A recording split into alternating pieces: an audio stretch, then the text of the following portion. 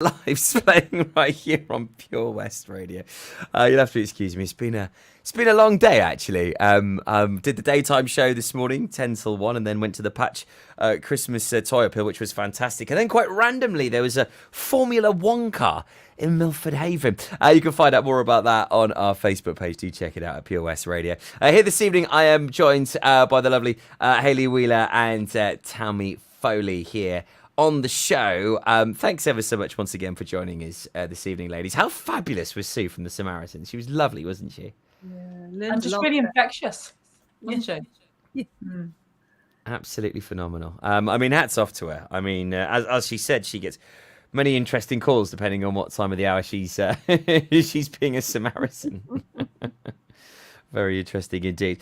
I mean, we are very well placed, I think, to have this discussion. It's safe to say, ladies, I have 3 girls. Tammy, you're the same. And Hayley, you have 3 boys and 1 girl, I believe. Is that right? That's right, yeah. Yeah. So between us, we have a football team.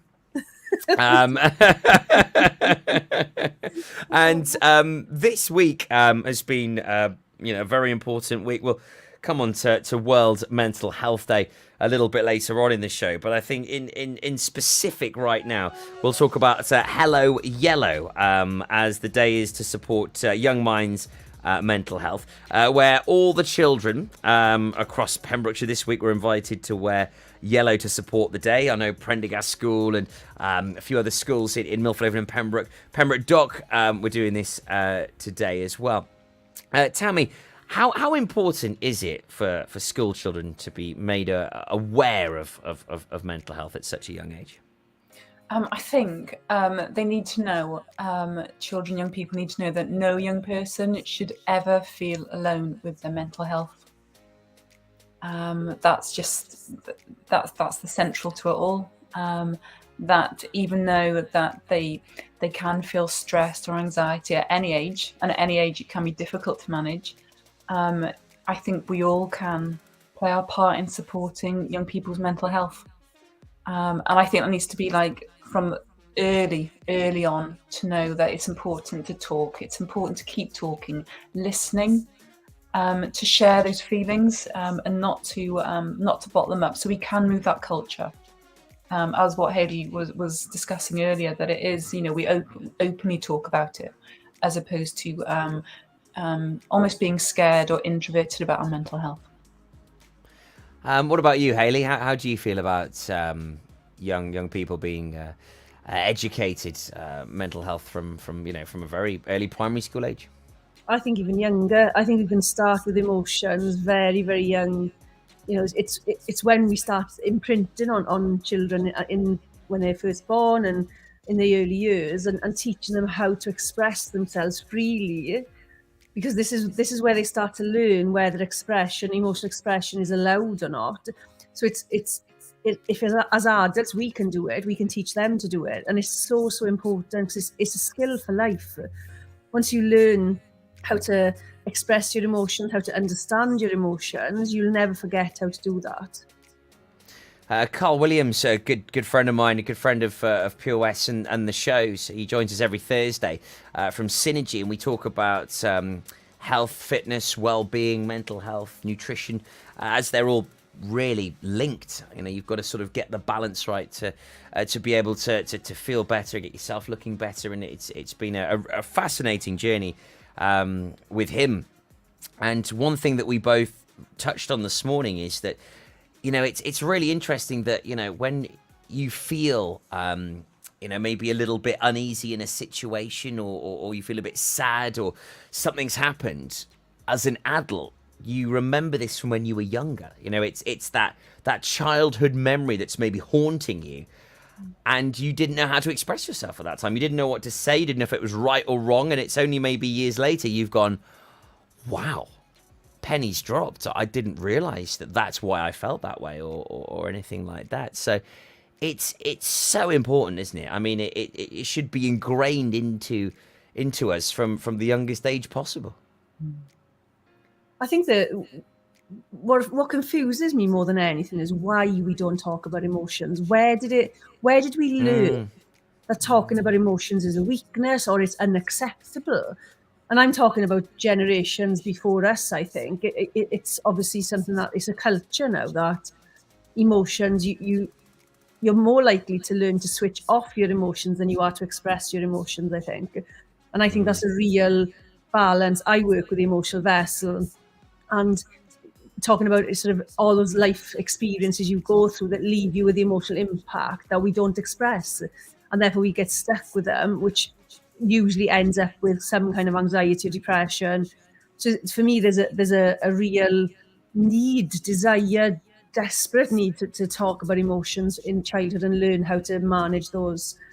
But why did we learn that? Why was that the message? Why is it that emotions are a weakness?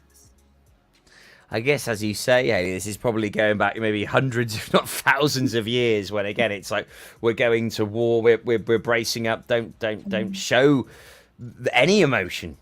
Don't give them anything. Because it could have been intelligence. It just could be something that someone would pick on. I guess. The world's a very different place now, isn't it? It really is. Tammy, what's your take on maybe the approach? How should younger people be taught the emotions and taught about mental health? Well, I come back to what Hayley said earlier. It's the community. It's everyone doing it together. It's not one particular venue. It's not an institution. It's not a certain professional. Everyone has that responsibility to help and support children and young people with their emotions. We look at their behaviour, and as an adult, we're quick to almost jump on that, but we don't actually. We need to step back and say, why is a child or a young person behaving in that way? Let's take that back, and we go back to the emotion that they're trying to express. And again, I think the more we talk about it, and not just on these national days, and I do get on my high horse about these national campaigns or these like awareness days, that he brings everything to the forefront, and it's great. It does bring it to the forefront, but we should be talking about mental health 365 days of the year. We should be talking about everything and anything all the time. We shouldn't just wait for that week in November or that day in October. It's great that we all get to wear yellow, and to bring that school together, but we should be talking about mental health 24/7. And how will that change happen? Will it have to be lobbied? Will it have to come into the curriculum? I mean, we hear more and more about these things, as you say, getting taught on a regular basis. But still, as you say, Tammy, really good point. And Hayley, you've said it. It's going to take all of us collectively to make that ultimate change, isn't it? It's a shift. It's those incremental steps that we all are responsible for. And it's that momentum. We keep doing it again and again. It's that repetition until it does become part of the psyche, where we find ourselves talking about something completely different next time. But it's not going to change overnight. There's not like a magic wand that we wave and all of a sudden, young people and children are empowered to talk about their mental health. It's all of us coming together. And I think this movement in recent times, it's been across many different areas. I mean, only this year did PEMS Pride happen. It's been, that stigma's been broken down for many, many years now. In other parts of the UK, you could look at other parts of the world, and it is still a major, major problem, sexuality. But here in Pembrokeshire, again, I think a movement in that sense has happened, and it feels like mental health is well and truly on that train. But what can we do as an individual? What can we do to help the children? Because we'd love them to wear yellow every day, but then it would get the norm, wouldn't it? And then it would get lost. So what can we do as parents? Well, I think really quickly, it's to kind of to allow people to know that it's normal to feel anxious from time to time and to feel overwhelmed, and whether that's a parent, a grandparent, a child, another family member. But it's also important to recognise that with support from loved ones, or even that there is support out there. to help people, to help children, young people, adults, to get through what they need to get through. It's that support, it's that community, and that's at the heart of it. That's where we all need to start. There's not one quick fix. There's not one formula that's all of a sudden going to make it all work out the way we want it to. But getting into schools, having these conversations, the more conversations we have like this, whether it's on radio, whether it's on social media, whether it's in the schoolyard, whether it's, in the GP or anywhere, is just to inform people, empower people. What were you going to say, Hayley? For me, it's about learning the skills, because I think that talking about emotions is a skill that many people haven't learned. So I think if we learn that skill of opening up for ourselves, then it can cascade down throughout the family. As I said earlier, we are third and fourth generation in our family of people who've experienced mental health issues. And I'm the one to break the mold. I'm the one to decide that I'm not going to live like that anymore, and the kids are not. So I've had to learn the skills of self-discovery, emotional processing, being honest with myself about how I feel, being open and honest with other people how I feel, and then I can teach the children that. But I think we have to start with that learning and understanding about it. Yeah, and I think it takes that moment or that shift, as you say, Tammy. Sometimes it's very slow, as you say. Some people take 12 steps forward, there may be 24 back, or whatever it may be. But it's happening, isn't it? And people, in our families are going, well, hang on a minute, that isn't right. Or one or two people in the family are going, well, hang on a minute. Or one of your friends is just going, well, that's not right. And it's those pivotal moments that are making a change, aren't they? Yeah, I think we are embracing mental health more. Just the word mental health, even if we're not ready to embrace what it actually means. We're talking about in the workplace now. We're seeing more corporate organisations, big organisations, education embracing those words, well-being, and if we have to go down the well-being route rather than mental health, so be it. If it makes it palatable for now and bearable, the more we get comfortable with talking about well-being, then we'll start to talk about mental health more. So where we start doesn't really matter on that scale, as long as we start. Very interesting. A lot of the schools, of course, wearing yellow, which is great. It's getting the kids talking, hopefully engaging parents with their children. It certainly has in our household. I mean, my eldest was going, "Daddy, I'm stressed. I'm really stressed. The girls are really doing me." And I was like, "Well, why are you stressed, Evie? What's the problem?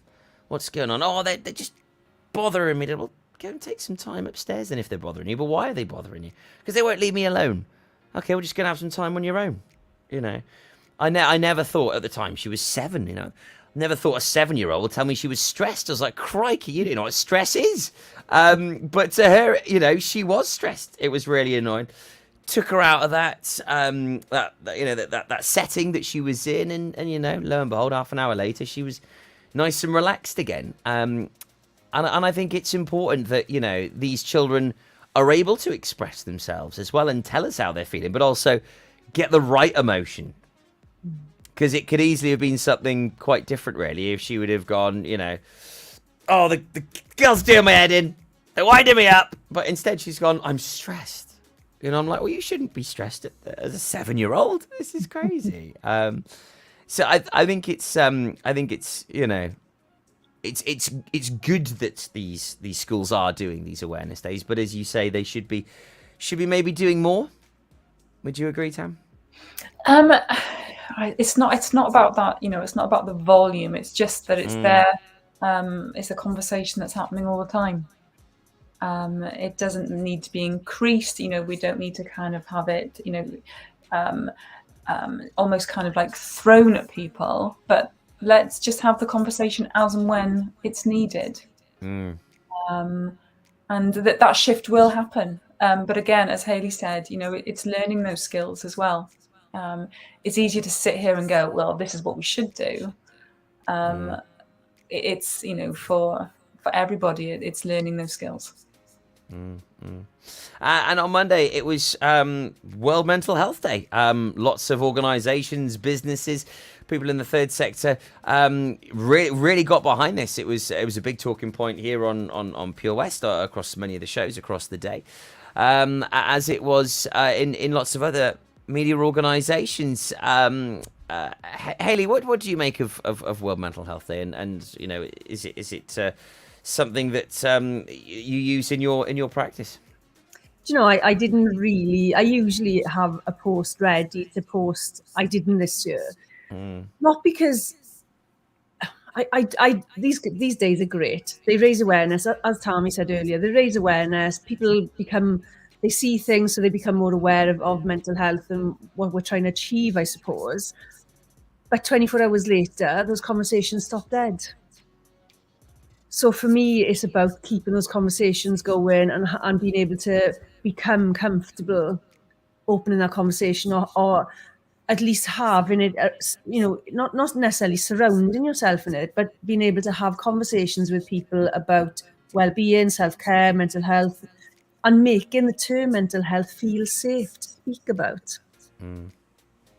What about you, Tammy?